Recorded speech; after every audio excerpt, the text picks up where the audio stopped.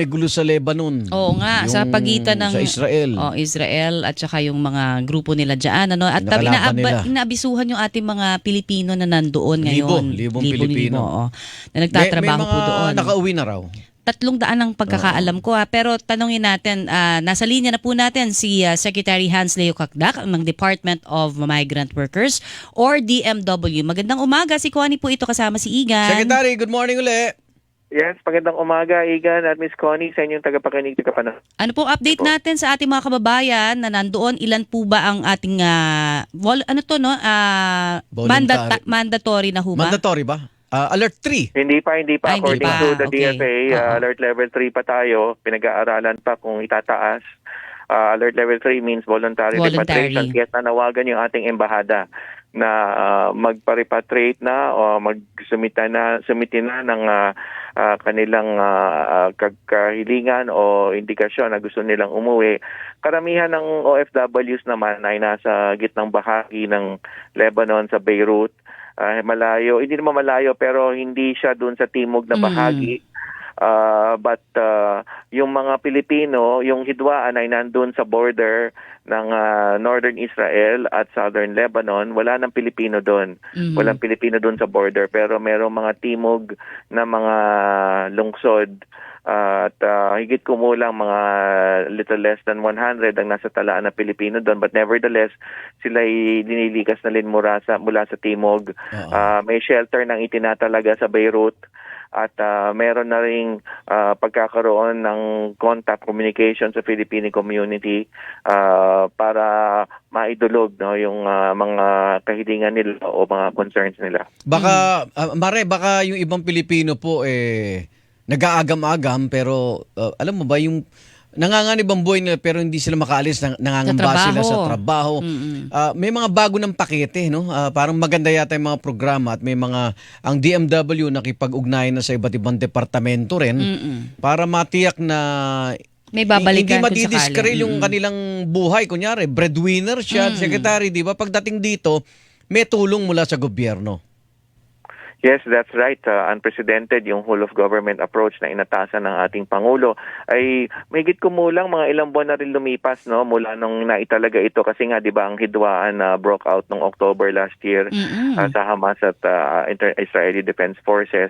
So we have been repatriating. Our repatriation services have been open sa ating mga kababayan at 356 na ang nakauwi sa pamamagitan ng repatriation effort ng DFA, DMW at OWA. At patuloy lang ito. In fact, last weekend, 15 nakauwi. And then itong 45 naman napipinto hopefully by the end of this week or middle of this week kasi naayos pa sa Lebanese immigration ang kanilang dokumento. Pero so, sir, go ahead. Let me just say na yung whole of government approach is Sunny Puwersa ng DMW, OWA, DOH, DSWD, TESDA, libreng pagsasanay at andole sa trabaho sa Pilipinas. Kaya tuloy-tuloy lang po ito ang financial assistance, unprecedented. Tinasan pa nga natin from 50,000 to 75,000 each, no, coming from the DMW and the OWA. Ay, good naman yan. Pero meron bang mga 1,000 pa ho na nandyan sa Lebanon ngayon? Well, 11,300 ang Pilipino na karamihan nasa Beirut area. Meron 1,000 na nagpatala, no? But so far kasi ang system naman natin ay magpapatala tapos tatawagan. Doon sa tawag, doon sa pangalawang hakbang ay 45 yung nagsabing handa na sila at ito na yung pauwi. Hopefully later this week. Ano bang mga kwento ho nila sa inyo? Nanganganib na ba sila talaga dun sa, kung nasaan ho sila, sabi nyo nga medyo malayo naman ito, pero ano ho yung mga major concerns nila?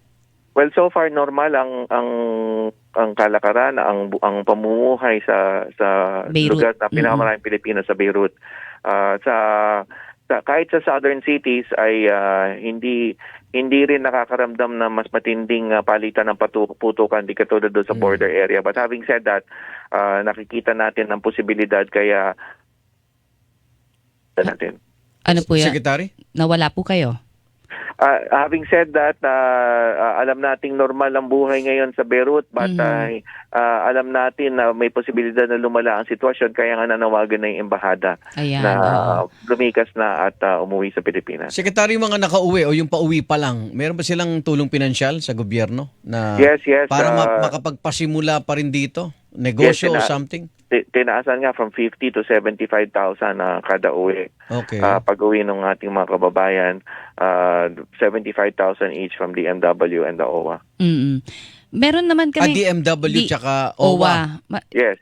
Okay. Ay, ano ho yung sa nabanggit nyo, pati DOH katuwang din ninyo? Yes, DOH, yes, si Secretary Darbosa kasama sa pagsalubong nga Ano naman ho in the past. ang kanilang assistance? Ang kanilang assistance is immediate physical check-up I and then see. psychosocial May trauma. counseling. Psychosocial. And then, oo. yes. And then, dun sa physical check-up, kapag may napansin na may karamdaman o kailangan ng follow-through measures, then libreng paggamot na sa Good, oo. DOH hospital or medical institution. But nabanggit nyo rin po yung TESDA tsaka DOT, tourism. Yes, in Department of Tourism, kay Secretary Frasco, meron din silang mga programa, kamakailan lang, mga 100 na graduate sa Lingayen, Pangasinan, patungkol sa pagtatayo ng negosyo. So, hindi lamang empleyo, no, kundi pagtatayo ng negosyo. Kaya nandyan ang Department of Agriculture din, sina Sec Kiko Laurel, nakipag-partner tayo sa kanila, sa DTI, Department of Trade of Industry, pag-uugnay sa mga programa nila. Kaya itong sa TESDA, yung pagsasanay, may namimigay sila nung training voucher sa pwedeng piliin ng nanunumbalik na OFW kung anong kurso ang gusto niya sa TESDA, at yung training institution pwede niya rin piliin. Ganda kasi kunyari, overall no? Bumalik sa normal yung sitwasyon sa Lebanon. Makakabalik pa ba sila? Yes, of course. Okay, priority pa rin. Yes.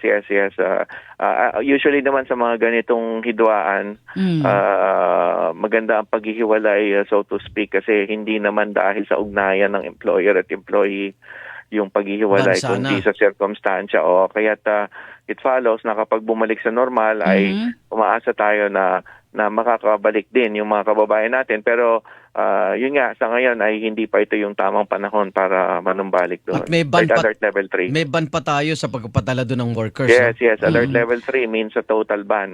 Whether bago o datihan ng nagtatrabaho doon ay hindi papayagan manumbalik. Mabuti na yung sigurado habang wala pang kaguluhang matindi. Maganda diba? rin kasi kung kompleto talaga yung pakete na yan ng tulong. Pagdating dito, hindi sila mag-aalala sa pamilya nila. At may tuloy-tuloy silang trabaho o kaya sweldo. Secretary, samantalahin po namin, may update na po ba tayo sa dalawang manggagawang Pilipino, si Jelyn Arguzon at Rayulin Saison sa Saudi Arabia, na matagal na palang nagsusumbong sa kanilang mga pamilya ng abuso ng kanilang amo. Pero yun nga, misa, tinago pa yata hanggang sa natuklasan, patay na po. Ano pong latest, Secretary Cakdak? Yes, ang latest ay patuloy na nakasuspindi yung kanilang Philippine Recruitment Agency at hindi rin pwedeng makapag-recruit ng manggagawang Pilipino yung Saudi recruiter, no. At yung isa, si Riolin, ay nakauwi na yung kanyang labi at nagsasagawa ng autopsya ngayon sa kanyang mga labi. Okay. Yung pangalawa, si Jelyn ay dumaan na sa autopsya sa Saudi at isinasaayos na rin ang kanyang pagpapauwi. And in the meantime, of course, tayo nakipag-ugnayan sa kanilang dalawang pamilya. Nakausap ko na yung dalawang pamilya at magbibigay tayo ng assistance. Nagbibigay na tayo ng assistance at magbibigay pa tayo ng ganap na financial and scholarship assistance sa mga naiwan na anak sa tamang panahon, kasi sa ngayon ay sila'y nagdadalamhati at ang inaantabayanan nila yung pag-uwi at pag-conduct ng autopsya. Kaya sa tamang panahon ibibigay yung ganap na assistance sa kanila. Ano ho ba ang nakikita ninyo na baka, kasi nakarating ho ba agad sa DMWD yung mga sumbong po nila? Kasi medyo nagsusumbong na sila matagal na sa kanilang pamilya, di ba? Ito ang Pero sabi, inatake yata. Ang nangyari dito in both cases, nalaman na nung Philippine recruiter at Saudi recruiter na May ganung... humihingi na ng tulong, Mm-mm. dumadaing na yung pamilya, at hindi nila pinaabot alam sa atin. Huli na ang lahat nung pinabot alam under the law kasi may responsibilidad ang recruitment agency na una mag-ulat. Meron tayong electronic system kung saan sila papadala lamang ng kanilang electronic report para mas madali na mag-report. At pangalawa ay dapat yung pag-ulat nila ay nasa tama o timely na panahon. Mula pa lang nung hinahanap na yung dalawa ay dapat iniulat para maka-action, puntahan ng mga tao natin yung mismong lugar na kanilang pinagtatrabahuhan. Pero in both cases ay hindi nangyari yon, kaya ito nga naka-penalize ngayon yung dalawang recruitment agency at hindi sila makakapag-recruit ng iba pang Pilipino kasi hindi na maganda ang kanilang track record. May liberty pa tayong pangalanan para mabigyan Nabisuhan babala. yung babala. Yung doon kay Jeline, it's Insana. And then yung kay Riolin, it's Myriad. Myraid. Yung pangalan. Meron ba sila impormasyon sa nangyayari sa kliyente nila at hindi rin umaksyon tong dalawa? Yun yung sabi nga ni Sec. Alam kung nasa seat nila, may kwento pinagalitan pa daw eh. So, hindi natin tatangin yung mga ganyang klaseng ugali. Kaya nga sabi ko, hindi maganda yung track record, hindi maganda yung panimula. Kaya hindi natin napapayagan silang mag-recruit ng siguro Pilipino. mas maganda rin na kung halimbawa nagsusumbong yung mga nasa kaanak yung mga OFW natin, may paraan ba na sila mismo yung mga kaanak po ang kumontak na diretso sa inyo? Kasi obviously kung may mga pagtatangka katulad ho ng Myriad at saka nitong isa pa na yung isang agency, Sana ba? Oo. Andiyan pa ba si Sec? Hello, Sec?